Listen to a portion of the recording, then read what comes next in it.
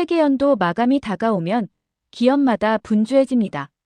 12월은 단순한 한 해의 끝이 아니라 결산이라는 가장 중요한 경영 이벤트의 시작점이죠.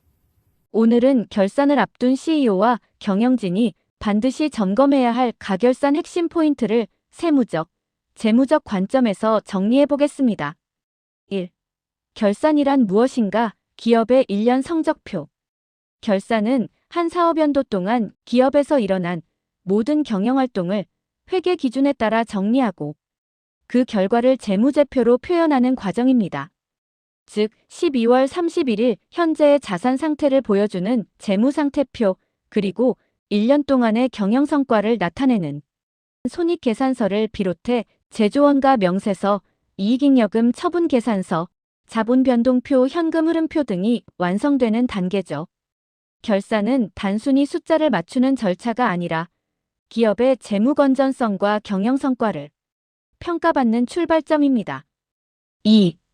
CEO가 결산에서 내려야 할 결정들. 결산 시 CEO가 해야 할 결정은 단순하지 않습니다. 이 시점의 판단 하나가 법인세, 신용등급, 자금 조달 능력까지 영향을 미치기 때문이죠. 특히 비회감 기업, 외부감사 비대상이라면 회계 처리에 어느 정도의 유연성이 있기 때문에 절세 중심으로 갈 것인지 신용등급 관리에 집중할 것인지 기업의 방향을 명확히 정해야 합니다. 3. 법인세 절세를 위한 핵심 관리 포인트. 많은 기업들이 결산에서 가장 먼저 고려하는 부분이 바로 법인세 절감입니다. 결산 전에 손익구조를 한번 점검해보면 충분히 세금 부담을 줄일 수 있습니다. 1. 손익거래 조정. 12월에는 비용으로 처리할 수 있는 항목을 적극적으로 반영하세요. 퇴직연금 불입, 복지기금 출연, 소멸성 정기보험료, CEO 정기보험 납입 등이 대표적입니다. 2. 가지급금 정리. 가지급금은 단순한 회계 항목이 아닙니다. 법인세, 소득세, 심지어 신용등급에도 악영향을 미칩니다. 연말 전에 처리 방안을 세워두는 것이 중요합니다. 3. 부실채권 부실자산 정리. 회수가 불가능한 채권은 미리 손실 처리하여 불필요한 자산을 줄이고 내년 재무제표의 건전성을 높이세요. 4. 각종 공제 감면 검토.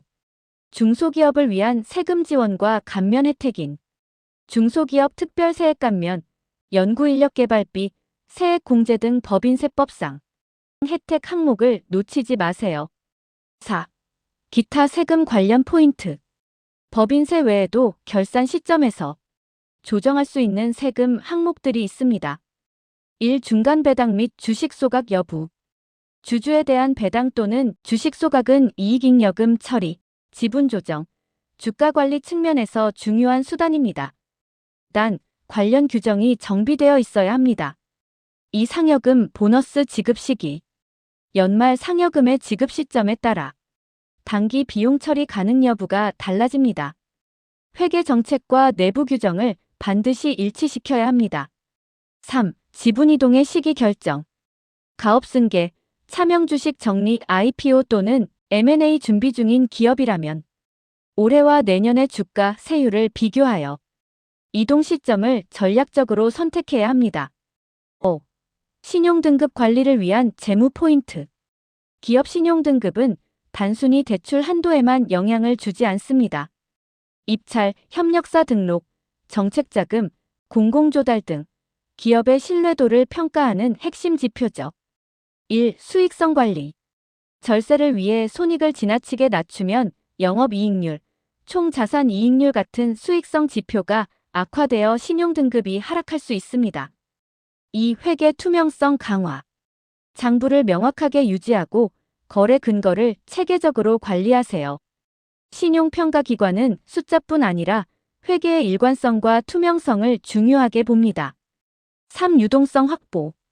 결산 시점에는 일시적이라도 현금성 자산을 확보해 유동 비율을 높이는 것이 유리합니다.